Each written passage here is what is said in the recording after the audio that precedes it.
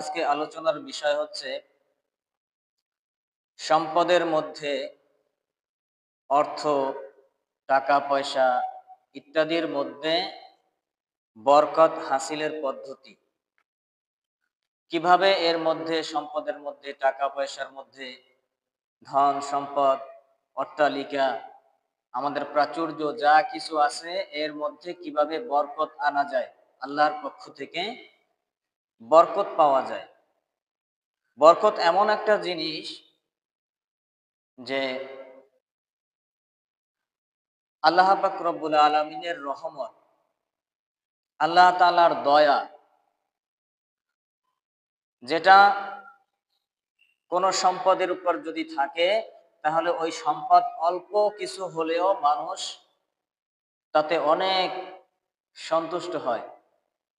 মানুষ ওটাকে ব্যবহার করে মনের মধ্যে শান্তি লাভ করতে পারে। আর বরকত যার সম্পদের মধ্যে নাই, সেটা যদি বিশাল আকারেরও সম্পদ হয়, টাকা পয়সা হয়, তার মধ্যে বরকত না থাকলে সেটা ব্যবহার করে মানুষ মনের মধ্যে প্রশান্তি পায় না। তো আল্লাহ পাক রব্বুল আলামিনের নাজিলকৃত যে আয়াতখানা আমি তেলাওয়াত করেছি, এখানে আল্লাহ পাক রব্বুল আলামিন বলেছেন যে ওয়ালাউ আন্না আহলাল কুরা আমানু ওয়াত্তাকাউ লাফাতাহনা আলাইহিম বারাকাতিম মিনাস সামাই ওয়াল আরদ। অর্থাৎ দুনিয়ার মানুষ যদি আল্লাহ পাক রব্বুল আলামিনের উপরে ঈমান আনে আর তাকওয়া অবলম্বন করে, আল্লাহ তাআলাকে ভয় করে, মানে আল্লাহ তাআলার উপর ঈমান এনে সঠিকভাবে আল্লাহর বলে দেওয়া পদ্ধতিতে জীবন যাপন করে, ইবাদত বন্দিগি সমস্ত কাজ কারবার আল্লাহর সন্তুষ্টি অনুযায়ী যখন কোনো বান্দা করবে, তখন আল্লাহ তাআলা ওয়াদা করতেছেন যে আমি তার জন্য, ওই বান্দার জন্য আসমান এবং জমিনের যত বরকতের রাস্তা আছে সমস্ত রাস্তাগুলো তার জন্য আমি খুলে দিই। সুবহানাল্লাহ। তাহলে প্রথমত আল্লাহ তাআলার উপরে ঈমান আনতে হবে এবং ঈমানের পরেই আমাদের কাজ হলো আল্লাহর নিয়ম অনুযায়ী, আল্লাহ তাআলার সন্তুষ্টি অনুযায়ী আল্লাহ তাআলা আমাদেরকে যেই পথে চলতে বলেছেন, আল্লাহ তাআলা আমাদের জন্য যে রাস্তাকে নির্বাচন করে দিয়েছেন সেটা হলো ইসলাম। এই ইসলামিক নিয়ম অনুযায়ী আমরা প্রত্যেকটা ক্ষেত্র যখন পরিচালনা করব, তখন আল্লাহ তাআলা আমাদের জন্য আসমান এবং জমিনের যত বরকতের রাস্তা আছে সমস্ত রাস্তাগুলো আল্লাহ তাআলা খুলে দিবেন। তো এই বরকত জিনিসটা এমন একটা জিনিস যেটা যার জীবনে বরকত নাই সে কখনোই কল্পনাও করতে পারবে না। অনেক মানুষ আছে দেখবেন যে মাসে হাজার হাজার টাকা, লাখ লাখ টাকা ইনকাম করে, কোটি কোটি টাকা ইনকাম করে, কিন্তু তার সম্পদের মধ্যে কোনো বরকত নাই। আবার অনেক মানুষ দেখা যায় যে অল্প টাকা ইনকাম করেও তার জীবন যাপনের মধ্যে অনেক বরকত আছে, তার জীবনটা খুব সুখ শান্তিতে কাটাইতে পারতেছে। এজন্য বরকত এটা হচ্ছে আল্লাহ পাক রব্বুল আলামিনের স্পেশাল রহমত, খাস রহমত। আল্লাহ তাআলা যেই সম্পদের উপর বরকত নাজিল করেন, ওইটা যে ব্যক্তি গ্রহণ করতে পারে সে ব্যক্তি সুখ শান্তি লাভ করতে পারে। কিন্তু আমরা বরকত বলতে বুঝি যে টাকা পয়সা বৃদ্ধি পাওয়া, সম্পদ বৃদ্ধি পাওয়া, প্রাচুর্য, দুনিয়ার অট্টালিকা, গাড়ি বাড়ি করতে পারা, এটাই মূলত বরকত। আমরা বরকত বলতে এটা বুঝি যে ব্যবসা বাণিজ্যের মধ্যে লাখ লাখ টাকা ইনকাম হবে, কোটি কোটি টাকা লাভ হবে, এটাকেই আমরা মূলত বরকত বুঝি, কিন্তু বরকত আসলে এটা না। বরকত জিনিসটা হচ্ছে, দেখবেন আপনি মনে করতে পারেন যে আগে 10,000 টাকা বেতনে চাকরি করতাম, বা আগে 10,000 টাকা আমার ইনকাম হতো, লাভ হতো, এখন 50,000 টাকা লাভ হচ্ছে, বা 50,000 টাকা বেতনে আমি চাকরি করতেছি, এটাই বোধ হয় বরকত। কিন্তু আসলে এটা প্রকৃত বরকত না। দেখবেন অনেক মানুষের টাকা পয়সার অভাব নাই, কিন্তু তার জীবনে কোনো শান্তি নাই। আর টাকা পয়সাই যদি মূলত বরকত হতো, আসলে এটা যদি বরকত হতো, তাহলে মানুষ দেখবেন যে যার টাকা পয়সা আছে, অনেক মানুষ আছে যার টাকা পয়সার অভাব নাই, অর্থ সম্পদের অভাব নাই, কিন্তু ডাক্তার তাকে বলছে যে শুধুমাত্র ডাবের পানি খেতে পারবে, আর ভাত কসলাইয়া ভাতের পানি, এই পানিটুকু খেতে পারবে, এছাড়া আর বেশি কিছু সে খেতে পারবে না। তাহলে দেখেন, তার টাকা পয়সা থাকার পরেও, অর্থ সম্পদ থাকার পরেও, সোনা গহনা স্বর্ণ রূপা এগুলো থাকার পরেও তার জীবনে খাওয়া দাওয়া বন্ধ। তাহলে মানুষের টাকা পয়সা থাকলেই যদি বরকত হতো, আপনি দেখেন তাহলে সেই ব্যক্তি টাকা খেয়েই তো বাঁচতে পারত। টাকা কখনোই মানুষের সুখ এনে দিতে পারে না। স্বর্ণ রূপা অলংকার এগুলো মানুষের সুখ এনে দিতে পারে না। অর্থ সম্পদ, জায়গা জমি, অট্টালিকা, গাড়ি বাড়ি, এগুলো মানুষকে কখনোই সুখী করতে পারে না। যদি সুখী করতে পারতো, তাহলে মানুষ, যাদের টাকা পয়সা বেশি আছে, অর্থ সম্পদ বেশি আছে, তারা সুখে থাকতো। তারা তাদের টাকা দিয়ে সুখ কিনে নিয়ে আসতো, তারা তাদের অলংকার দিয়ে মানুষের কাছ থেকে সুখ কিনে নিয়ে আসতো, আর তাহলে দেখা যাইতো যে বাজারে সুখ বিক্রি হতো। এজন্য এই টাকা পয়সাও মানুষের কিন্তু ক্ষুধা নিবারণ করতে পারে না। টাকার মাধ্যমে সে একটা কিছু ক্রয় করতে পারে। যার টাকা আছে, সে যখন ক্ষুধা লাগবে তখন সে কি টাকা খেতে পারবে? পারবে না। যার স্বর্ণ অলংকার আছে অহরহ, সে কি ওই স্বর্ণ, যখন তার তৃষ্ণা লাগবে তখন কি স্বর্ণ সে পান করতে পারবে, খেতে পারবে? পারবে না। যার গাড়ি বাড়ি আছে, এই গাড়ি বাড়ি এগুলো তো সে খেতে পারবে না। ওই টাকা পয়সা, স্বর্ণ অলংকার এগুলো বিক্রি করে সে কিছু একটা ক্রয় করতে পারবে। তাহলে এই যে সম্পদ, এগুলো অনেক সময় দুনিয়ার মানুষের কাজে লাগে না, থাকার পরেও এগুলো অনেক সময় দেখা যায় যে মানুষের কাজে লাগে না। আল্লাহ নবী সাল্লাল্লাহু আলাইহি ওয়াসাল্লাম হাদিসে বলেছেন যে মানুষের 3 ধরনের বন্ধু আছে। কয় ধরনের? 3 ধরনের। 1 নাম্বার বন্ধু হলো তার টাকা পয়সা, অর্থ সম্পদ, প্রাচুর্য, অট্টালিকা যা কিছু আছে, এগুলো হলো তার বন্ধু।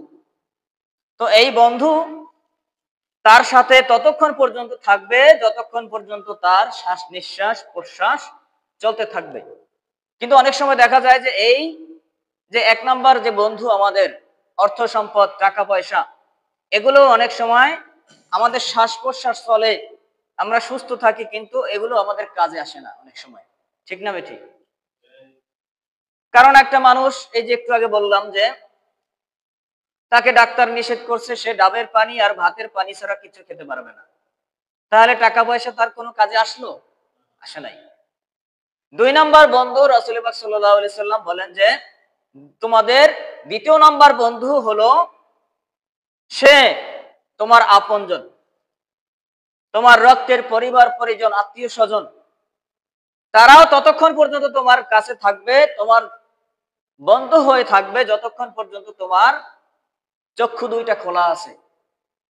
তোমার চোখ বন্ধ হয়ে যাবে, এরপর তোমাকে মাটির নিচে দাফন করে আসবে, এরপরে আর তারাও তোমার কোনো কাজে আসবে না। আর রাসূল পাক সাল্লাল্লাহু আলাইহি ওয়াসাল্লাম বলেন যে 3 নাম্বার বন্ধু হলো তোমার নেক আমল। তুমি যদি নেক আমল করতে পারো, এই তোমার নেক আমলটা তোমার সাথে সাথে তোমার মরার পরেও, মৃত্যুর পরেও তোমার জান্নাত পর্যন্ত তোমার সাথেই থাকবে। সুবহানাল্লাহ। তাহলে এই জন্য আমাদের চিন্তা করতে হবে, আমি কাকে, কোন বন্ধুকে বেশি প্রাধান্য দেব, কোন বন্ধুকে বেশি গ্রহণ করব, কাকে বেশি আমি গুরুত্ব দেব, এটা আমাদের চিন্তা করতে হবে। তাহলে এজন্য টাকা পয়সা, অর্থ সম্পদ এগুলো মানুষের অনেক সময় কাজে আসে না। আর এই অর্থ সম্পদ মানুষের যত বেশি থাকবে, তার দুশ্চিন্তাও তত পরিমাণে বেশি, তার টেনশন, পেরেশানিও তত পরিমাণে বেশি। কারণ দেখবেন, একজন ভ্যান চালক, একজন রিক্সা চালক, সে সারাদিন পরিশ্রম করে, বা একজন কৃষক, সে সারাদিন পরিশ্রম করে গাড়ি চালিয়ে বা ক্ষেত খামারে কাজ করে, এরপর সন্ধ্যাবেলা যখন বাসায় ফিরে, তখন বাসায় ফিরে খাবার দাবার খেয়ে তার শরীরটা খুব ক্লান্ত, বিছানায় তার গাটা, তার শরীরটা হেলিয়ে দিতে না দিতেই তার ঘুম চলে আসে। রাত্রে এমন ভাবে ঘুমায়, মনে হয় যেন ট্রলার চলতেছে, নাক ডেকে সে খুব ঠান্ডা মাথায় ঘুমাইতেছে। আর একজন কোটি কোটি টাকার মালিক, 10 তলা, 15 তলা, 20 তলা বিল্ডিং আছে, তার কোটি কোটি টাকার ব্যবসা আছে, তার লাখ লাখ টাকার চাকরি আছে, ব্যবসা বাণিজ্য আছে, ইত্যাদি আছে, কিন্তু দেখা যায় সে চিন্তায় ঘুমাইতে পারে না।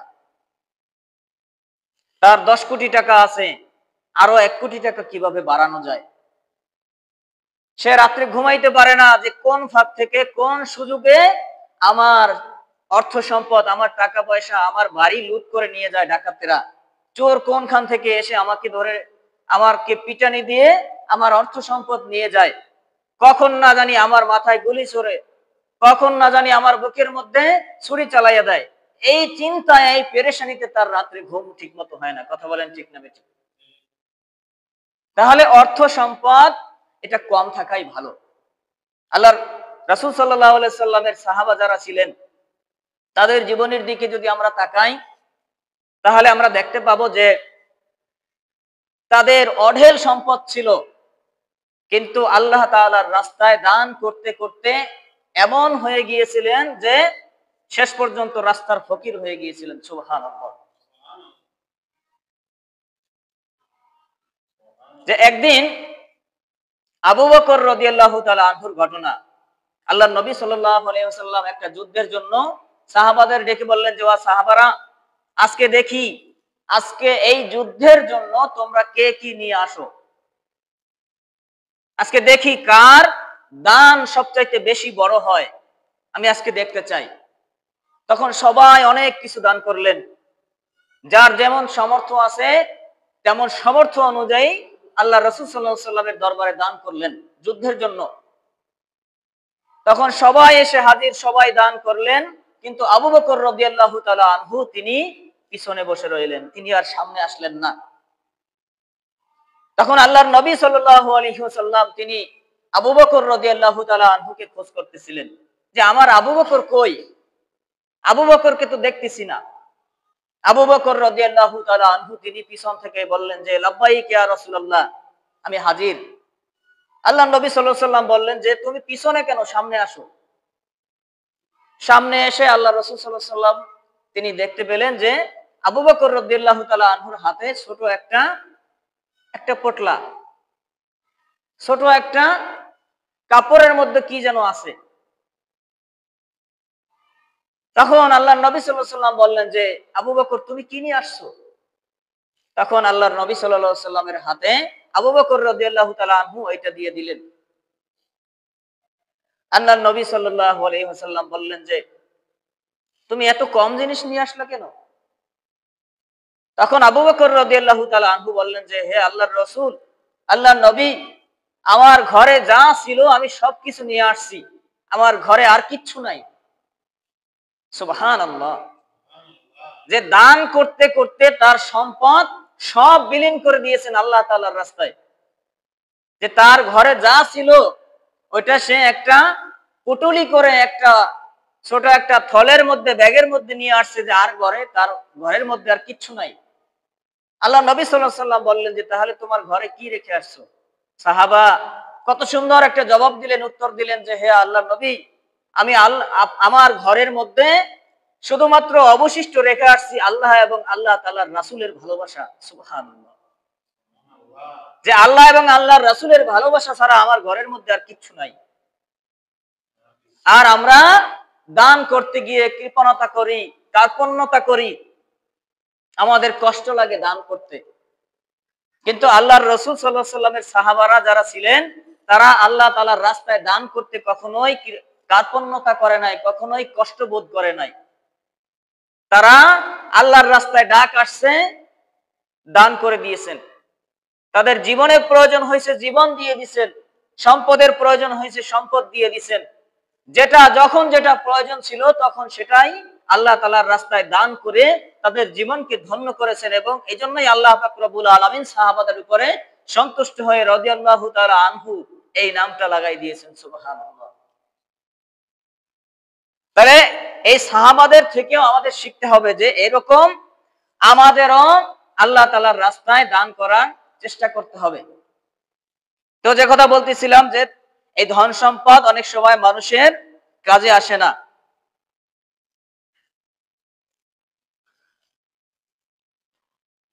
তো মাওলানা কাসেম নানুতুবি রহমতুল্লাহি আলাইহি তার একটা ঘটনা শোনেন যে তিনি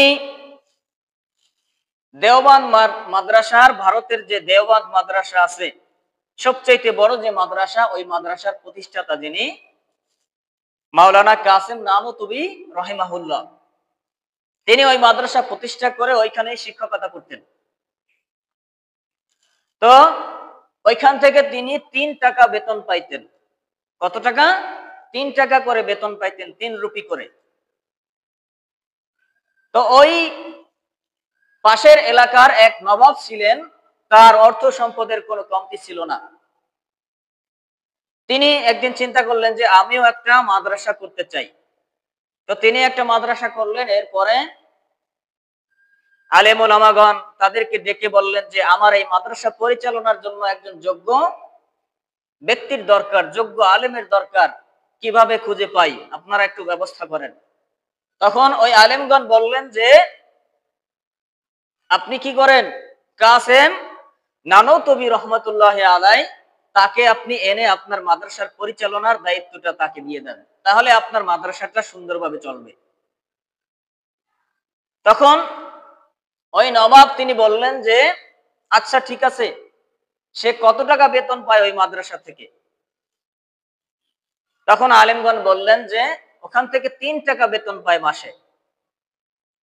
তখন নবাব বললেন যে আমি তাকে 100 টাকা মাসে, প্রতি মাসে 100 টাকা করে বেতন দেব এবং তার থাকা খাওয়া যাবতীয়, তার পরিবার সহ থাকা খাওয়া সবকিছুর ব্যবস্থা করে দেব, আপনারা তার কাছে প্রস্তাবটা পৌঁছে দেন। তখন তার কাছে যখন প্রস্তাব নিয়ে যাওয়া হলো, তখন কাসেম নানুতুবি রহমাতুল্লাহ আলাই তিনি বললেন যে না, এই প্রস্তাবে আমি রাজি নই। কেন? আমি যে প্রতি মাসে 3 টাকা করে বেতন পাই, এই 2 টাকা আমার পরিবারের খরচ চলে যায়, আর 1 টাকা আমার অবশিষ্ট থাকে। এই বাকি 1 টাকা আমি আল্লাহ তাআলার রাস্তায় দান করে দেই। কাকে দান করব এটা খুঁজতে খুঁজতেই আমার মাসের বেশিরভাগ সময় চলে যায়। তাহলে আমি যদি 100 টাকা বেতনে চাকরি করি, তাহলে আমার সাংসারিক খরচ কত টাকা? 2 টাকা, বাকি থাকবে 98 টাকা। তাহলে এই 98 টাকা মানুষকে দান করতে আমার কতটা সময় যাবে, কতটা সময় ব্যয় হবে? আমি তো এই সময় পাবো না। যেহেতু এই সময় আমার হাতে নাই, সেহেতু এই চাকরি আমি করতে রাজি নই। দেখেন, চিন্তা করেন যে তার 2 টাকা দরকার প্রতি মাসে, 3 টাকা বেতনে চাকরি করেন, 1 টাকা তিনি সে দান করে দেন, আর 2 টাকা থেকে তার সংসারটা সুন্দরভাবে চলে যায়। আমরা হলে কি করতাম? যে না, 5 টাকা বেতনে চাকরি করি, তাহলে 15 টাকা বেতন পাইতেছি, তাহলে ওখানেই চলে যাই। একজন ডাক্তারের ঘটনা শুনেন, বাংলাদেশের ডাক্তার, আপনারা খোঁজ করলে তার কথোপকথনটা ইউটিউবে পাবেন। যে তিনি একটা ইন্টারভিউতে বলেছিলেন যে আমি যত টাকা ইনকাম করি চিকিৎসা করে বা যে কোনো ভাবে, আমার ইনকামের মাধ্যমে যে টাকাগুলো আসে, আমি মনে করতেছি এই টাকাটা আল্লাহ তাআলার তরফ থেকে, আল্লাহর পক্ষ থেকে আমার কাছে একটা আমানত। ওই ডাক্তার বলতেছেন যে এটা আমার কাছে একটা আমানত, আল্লাহ তাআলা আমার হাতে দিয়েছেন, আল্লাহ তাআলা আমার মাধ্যমে এই সম্পদটা আমাকে দিয়েছেন, কিন্তু এই সম্পূর্ণ সম্পদের মালিক আমি নই।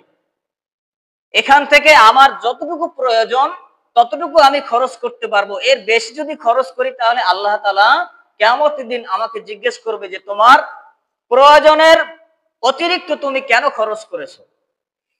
সুবহানাল্লাহ। তাহলে দেখেন তার ঈমানটা কতটা পাকাপোক্ত, কতটা মজবুত, যে তার যতটুকু প্রয়োজন ততটুকু খরচ করেন, আর বাকি টাকাগুলো সে সঞ্চয় করে রাখছেন, ইসলামের কাজে, দ্বীনের কাজে সে ব্যয় করে দেন। সুবহানাল্লাহ। আর আমরা কি করি, যদি প্রয়োজন নাও হয় তারপরেও একটা পোশাক আছে আমার, তারপরেও আরেকটা পোশাক বানানোর ব্যবস্থা করি। আমার একটা পোশাক আছে, আরো একটা পোশাক আমি কেনার চেষ্টা করি, পায়তারা করি। আমার একটা জিনিস আছে, আরো একটা জিনিসের ব্যবস্থা করি। একটা মোবাইল আছে, আরো একটা মোবাইল কিনি। একটা ঘড়ি আছে, আরো একটা ঘড়ি কিনি। তাহলে এরকম করে করে আমাদের চাহিদা শেষ নাই। তাহলে আমাদের চাহিদা কমাইতে হবে। চাহিদা যখন আমরা কমাইতে পারবো তখন আমাদের মনের মধ্যে শান্তি আসবে, ওই সম্পদের মধ্যে বরকত আসবে। ইনকামটাও হালাল ভাবে করতে হবে এবং চাহিদাটাকে সীমিত করতে হবে। আমরা টাকা পয়সার মধ্যে বরকত মনে করি, কিন্তু আসলে এই বরকত কিন্তু দেখা যায় যে জীবনের মধ্যেও বরকত থাকে, যেটা আল্লাহ পাক রব্বুল আলামিন যদি না দেন তাহলে এই বরকতটা কখনোই পাওয়া সম্ভব না। হিন্দুস্তানের একজন বিখ্যাত আলেম ছিলেন যে আল্লামা আব্দুল হাই লখনবী রহিমাহুল্লাহ। তিনি 250-এরও অধিক কিতাব রচনা করেছেন। সুবহানাল্লাহ। তিনি মাত্র 39 বছর বয়স পর্যন্ত জীবিত ছিলেন। 39 বছর বয়সে তিনি ইন্তেকাল করেছেন। তাহলে 39 বছর বয়সে তিনি 250টারও বেশি কিতাব রচনা করেছেন। চিন্তা করতে পারেন তাহলে তিনি কত পরিমাণে পড়াশোনা করেছেন এবং কত পরিমাণে লেখাপড়ার প্রতি মনোযোগ দিয়েছিলেন। আমাদেরকে যদি 139 বছর বয়সও দেওয়া হয় বা 250 বছরও দেওয়া হয়, তারপরেও তো আমরা কয়টা কিতাব রচনা করতে পারবো। তাহলে এই জন্য জীবনের উপরেও বরকত, আমলের উপরে বরকত, এলেমের উপরে, জ্ঞানের উপরেও বরকত, এগুলো আল্লাহ তাআলার কাছ থেকে চেয়ে নিতে হয়। কিছু কিছু জিনিস আছে আল্লাহ তাআলা সবাইকে দেয় না, এগুলো আল্লাহর তরফ থেকে আসে না, সরাসরি আল্লাহর তাআলার কাছ থেকে চেয়ে নিতে হয়। এই যেমন গ্রামের মানুষ অনেক সময় একটা কথা বলে থাকে যে সন্তান যদি কান্না না করে তাহলে মাও সন্তানকে দুধ দিতে চায় না, চায় না। তাহলে কিছু কিছু সময় আল্লাহ তাআলার কাছ থেকে চেয়ে নিতে হয়, এটা আল্লাহ তাআলার কাছ থেকে চেয়ে নিতে হয়, নয়তো অনেক সময় অনেক কিছু পাওয়া যায় না। হযরত ওয়াহশী রাদিয়াল্লাহু তাআলা আনহুর স্মৃতিশক্তি দেখেন, তাকে আল্লাহ তাআলা স্মৃতিশক্তির মধ্যে কতটা বরকত দিয়েছিলেন, যে তিনি একজনের গোলাম ছিলেন, কৃতদাস ছিলেন। রাসূল পাক সাল্লাল্লাহু আলাইহি সাল্লামের জামানায় যে একজনের গোলাম ছিলেন, ওই যার গোলাম ছিলেন ওই মালিকের একটা সন্তান হইল। আরব দেশের একটা প্রথা ছিল তখন যে সন্তান যখন ভূমিষ্ঠ হয়, জন্মগ্রহণ করে, তখন কয়েকদিনের মধ্যেই আরেকটা গোত্রে, আরেকটা বংশের মধ্যে যে কোনো একজন মায়ের কাছে ওই সন্তানকে দুগ্ধ পান করার জন্য কয়েক বছরের জন্য তার কাছে পাঠিয়ে দেওয়া হতো। তো ওই গোলাম ওয়াহশী রাদিয়াল্লাহু তাআলা আনহু তিনি ওই সন্তানকে কোথায় পাঠাবেন এটার দায়িত্ব তার কাঁধের উপরে পড়লো। তখন যেদিনকা বাজারে ওঠানো হলো যে ওই সন্তানকে কে নিবে দুধ পান করাতে, তখন ওই দিনকা ওই সন্তানের শুধুমাত্র পা আর চোখ দুইটা বের হওয়া ছিল, খোলা ছিল, আর বাকি শরীরটা ঢাকা ছিল পোশাক দিয়ে। তখন ওই পা এবং চোখ দুইটা দেখে তিনি মুখস্থ করে রাখলেন যে এই সন্তান আমার মালিকের। কিছুদিন পরে আল্লাহ নবী সাল্লাল্লাহু আলাইহি ওয়াসাল্লাম তার চাচা হামজা রাদিয়াল্লাহু তাআলা আনহু তাকে হত্যা করার জন্য কাফেররা তাকে নির্দেশ দিলেন, যে বললেন যে তুমি যদি আল্লাহর নবী সাল্লাল্লাহু আলাইহি ওয়াসাল্লামের চাচা হামজা রাদিয়াল্লাহু তাআলা আনহুকে তুমি যদি হত্যা করতে পারো, তাহলে তোমাকে আজীবনের জন্য, চিরজীবনের জন্য তোমাকে আজাদ করে দেওয়া হবে, মুক্ত করে দেওয়া হবে, তোমাকে আর গোলামগিরি করতে হবে না। তখন তিনি আল্লাহ রাসূল সাল্লাল্লাহু আলাইহি ওয়াসাল্লামের চাচাকে হত্যা করলেন, শহীদ করে দিলেন। এরপর তাকে মুক্ত করে দেওয়া হলো। এরপর আল্লাহ নবী সাল্লাল্লাহু আলাইহি ওয়াসাল্লাম যখন মক্কা বিজয় করলেন, তখন ওই ওয়াহশী রাদিয়াল্লাহু তাআলা আনহু তিনি তার ভুল বুঝতে পারলেন এবং আল্লাহ তাআলার কাছে তওবা করে রাসূল সাল্লাল্লাহু আলাইহি ওয়াসাল্লামের কাছে ঈমান আনলেন এবং আল্লাহ নবী সাল্লাল্লাহু আলাইহি ওয়াসাল্লামকে বললেন যে আমাকে আপনি কালেমার তালকিন দিন, আমাকে আপনি কলেমা পড়িয়ে মুসলমান বানিয়ে দিন। সুবহানাল্লাহ। তখন আল্লাহ নবী সাল্লাল্লাহু আলাইহি ওয়াসাল্লাম বললেন যে হে আমার ওয়াহশী, তোমাকে দেখলে আমার চাচার কথা মনে পড়ে যায়, কারণ তুমি আমার চাচাকে নিহত করেছো, তুমি আমার চাচাকে শহীদ করেছো, এজন্য তুমি আমার সামনে বেশি আসবা না। তোমাকে দেখলে আমার চাচার কথা মনে পড়ে যায়, আমার মনের মধ্যে কষ্ট লাগে, তুমি আমার সামনে আসবা না, তুমি দূরে কোনো একটা দেশে গিয়ে বসবাস করো। তখন তিনি দূরে একটা জায়গায় চলে গেলেন। এরপর ওই যে তার মালিকের যে সন্তান, ওই সন্তান বড় হয়ে গেলেন প্রায় 25 থেকে 30 বছর পরে। ওই মালিকের সন্তান তিনি চিন্তা করলেন যে আমাদের কথা মতো হামজা রাদিয়াল্লাহু তাআলা আনহুকে যিনি হত্যা করেছিলেন, ওয়াহশী রাদিয়াল্লাহু তাআলা আনহু, তিনি তো খুব বীরশ্রেষ্ঠ, তাকে পুরস্কৃত করা দরকার। তখন তার খোঁজ করতে করতে তার কাছে গেলেন এবং যাওয়ার পরে তার সামনে হাজির হয়ে বলতেছে যে আপনি কি আমাকে চিনতে পারছেন? তখন ওয়াহশী রাদিয়াল্লাহু তাআলা আনহু তার পায়ের দিকে এবং চোখের দিকে তাকিয়ে বলে দিলেন যে হ্যাঁ, আমি নিশ্চিত যে তুমি সেই আমার মালিকের সন্তান। সুবহানাল্লাহ। তাহলে দেখেন আল্লাহ তাআলা তাকে কতটা মেধা শক্তি দিয়েছিলেন, তার মেধার মধ্যে, জ্ঞানের মধ্যে কতটা বরকত দিয়েছিলেন। এজন্য সম্পদে বরকত, জীবনে বরকত, এলেমে বরকত, জ্ঞানে বরকত, প্রত্যেকটা জায়গায় যদি আমরা বরকত চাই, তাহলে আল্লাহ তাআলার নির্দেশ অনুযায়ী আমাদের চলতে হবে। আজকে যতটুকু কথা শুনলাম এবং বললাম, আল্লাহ পাক রব্বুল আলামিন যেন আমাদেরকে আমল করার তৌফিক দান করেন, আমরা বলি আমিন। ওয়া আখিরু দাওয়ানা আলহামদুলিল্লাহি রাব্বিল আলামিন। আসসালামু আলাইকুম ওয়া রাহমাতুল্লাহি ওয়া বারাকাতুহু।